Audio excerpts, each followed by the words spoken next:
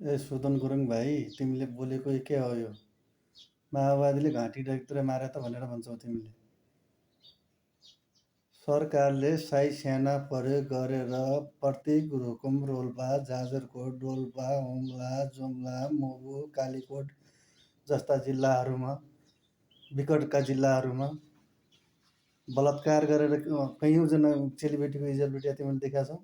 कति 10-12 हजार केटीहरूको त इज्जत लुट्या छन् तिनीहरूले, हैन? इज्जत लुटेर मारेका छन्, बलात्कार गरेर मारेका छन् साई सेनाहरूले, सरकारी सेना पुलिसहरूले। त्यो तिमीले देखेनौ?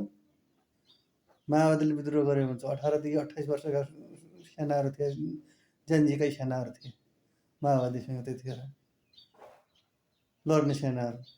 250 वर्ष पुरानो राष्ट्रता हटाउने तिमीहरूको दम थियो त्यतिखेर? कसले हटाएको? माओवादीले हटाएको, प्रचण्डले हटाएको। त्यो तिमीहरूसँग दम थियो कहिले? त्यति बोल्न सक्ने, त्यति गर्न सक्ने दम थियो तिमीहरूसँग?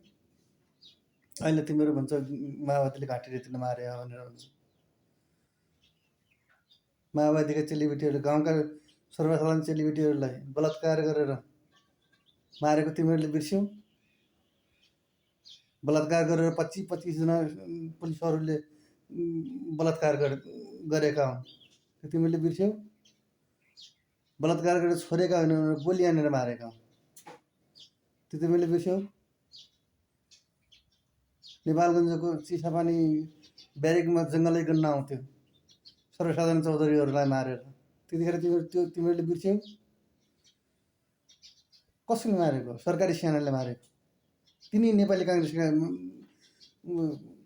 मान्छेहरूले मारेका हुन्, तिनी नेपाली काङ्ग्रेसका सेनाहरूले मारेका हुन्, त्यही एमालेका सेनाहरूले मारेका हुन्। त्यो बिर्स्यौ तिमीहरूले?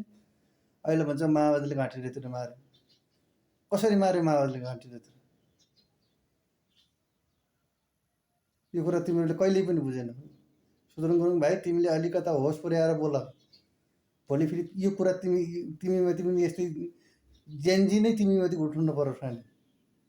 यो चाहिँ अलि ध्यान गरेर बोल तिमी।